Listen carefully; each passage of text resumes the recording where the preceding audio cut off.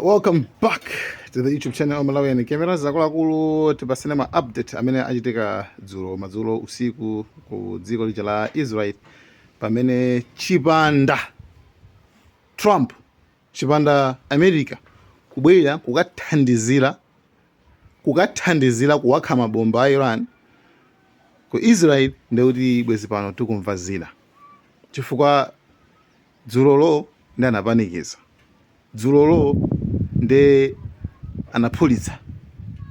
By the way, pakadali pano chiwerengero cha anthu amene avulala ndi 61 and awiri avulala kwambiri, palibe malipoti aimfa. Good, at least. Pamene kujaku malipoti aifa ama civilians komanso ma top generals ndamene tinawamvacha.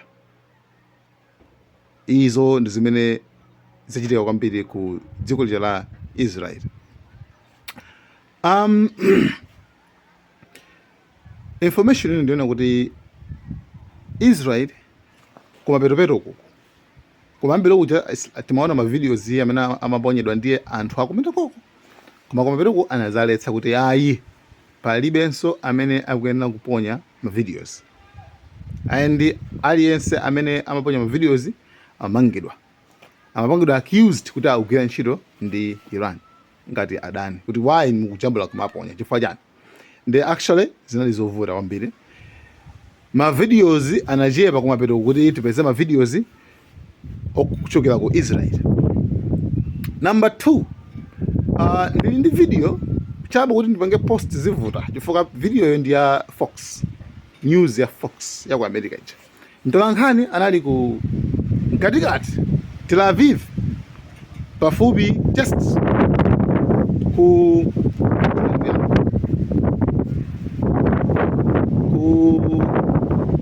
Kiryat Shimona barracks amapanga ripoti kwanena kuti akuluakulu tiri ku Kiryat Shimona pano, barracks ikupya, abomba apresa barracks atere, then same time asilikali aku Israel anamuthamangitsako ayiwe choka kuno osapanga ripoti kwa. You understand?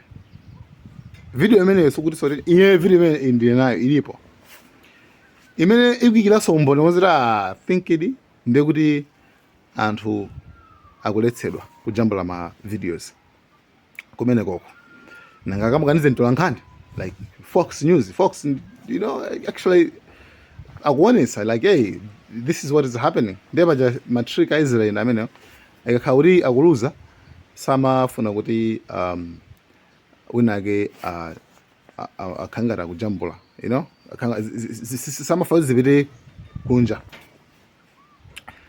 I know, I understand kuna kuti anthu ena amakhala so emotional, right? Makhala kuza ndi ya Israel ndi Iran. Guys, akwa nkhani isechipembedzo.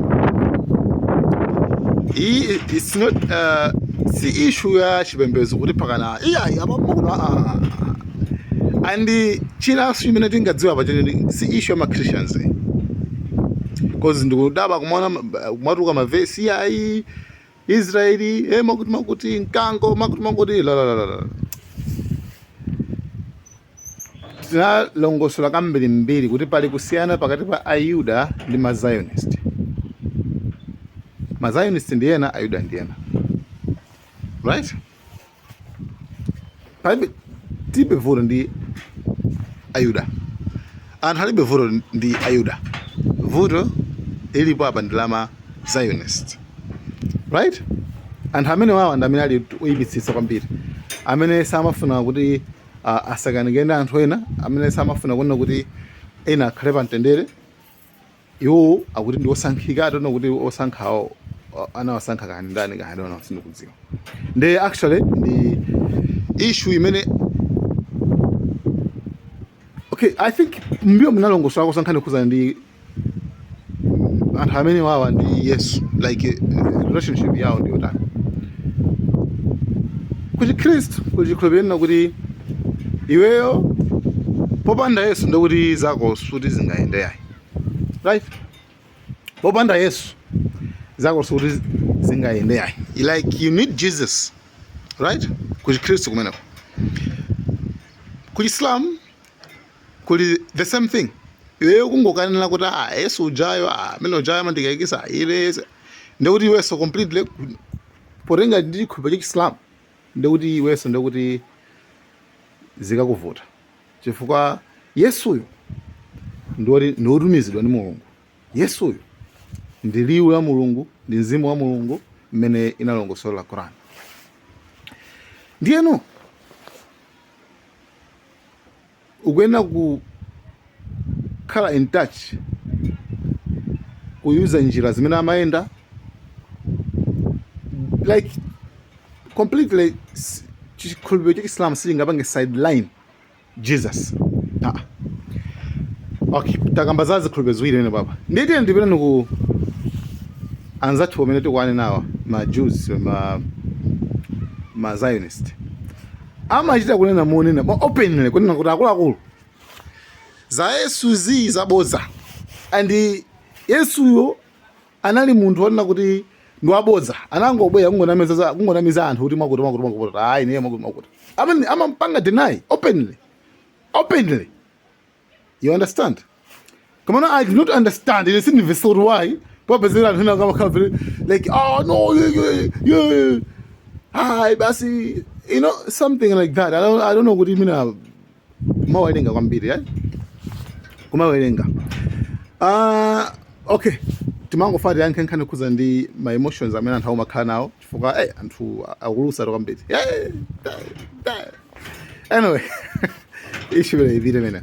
Neno dzulo after kuti ikopangidwa attack kunabwera mabomba ambiri and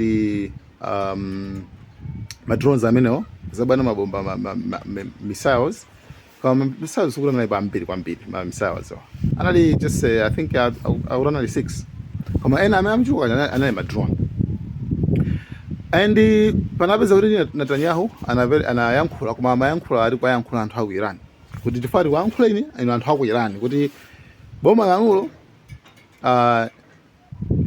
it's like itikali mods inu ndi ife tikali mods pogwesa boma lanulo la Iran ino chifukwa la khalu kuzuzani kwambiri boma limene lolo silipeka ufulu kwa zimayi boma limene lolo sili zambiri zimene ayankhula ati iyeyo afuna wapatse ufulu anthu aku Iran ndi anthu amayankhula makomenti ufulu wake mufano mupereke ndi afana ngasi iwo ndi America njimodzimodzi ufulu wake mufano mupereke ufulu mene munapereka ku Libya uja kapena like ufulu wanje mene mufano mupereke nde anyway iwo ndi speech mene anayankhula kufuna kukhala limodzi ndi anthu aku Iran and kulalimbana ndi boma la ku Iran chabwino date nazabwana kumbali ina ya aujene Ayatollah Khamenei ngati supreme leader wa ku Iran anayankhulaso dzulo usiku omweyo kuona zoti akuluakulu ife palibe amene tamuyamba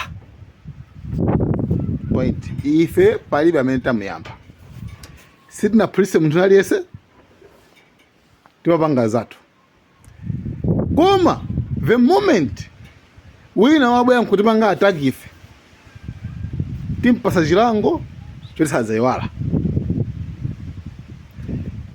Israel inabwera kuzati panga ataki pa nthaka yathu ifeyo tabwezera and zimveka pana kuti wina aliyese opereka chiopsezo ku dziko lathu sitizamusiya choncho yayi. Musaganize ngati kuti wina akatha kubwera nkungupanga ataki nkuthera pompo kuti bazatha zinthuzi. Iwacha anabwera ataki anthu amona ngati zatha. Ife kwa ife sikhala sizinathe yayi. Ifeyo tikulondola and we will teach you a lesson. Ndizimana yankhula. Ndiyeno Israel ikuti nkhondo isinati akuti ipitirirabe mpaka na ayisetse ndithu kugwesa, you know, mpaka na malo onse amene akhulupirira kuti kuli nuclear ati mpaka na ati. Ndi Iran anakonda kuti munapanga ataki kuyambirira takubwezerani ngati muganiza kuti mbangasarakiso panganisoni ndoti ifeyo response yathu kazi ikhasori ikhala yomweyo nda Israel nakuti ayi ife tipanga zopya kwambiri kopasa mmene mwapangira apa ndio awuza kuti okay chabwino pangani koma ifeyo takuwuzani zimene zonso ndiye pakadali pano tikungodikirira kuona kuti Israel ipanga zotani nanga ikapanga Israel zotani nanga Iran izapanga zotani komano take note kwanda zoti dzulo chipanda USA kubwera kudzawakha mabomba ena wathandizira bwezi lero tikumva zina chifukwa dzulolo kutikita ndi Iran inatikita ndithu kwa mawazi Iran ndithu inaonetsetsa kuti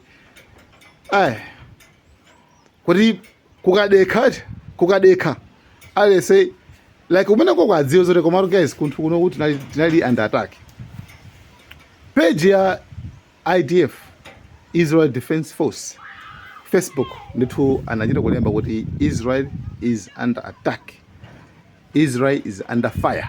Iwo anapanga post zilizo zimene zozo sonzoti yes it was kuti kunali tosa tinaona asa ndithu tinaona. So guys inako ma update nawo tikupatsireni kuti chinga chitike chana afterwards koma pakadali pano ma update zimene zilipo ndi zimene zozo anthu 61 ovulala amali kamwakaya anthu awiri ma beatings 4 and kwina kuti uone kuti zikhale bwanji. Guys, thank you so much. Malawian Cameras.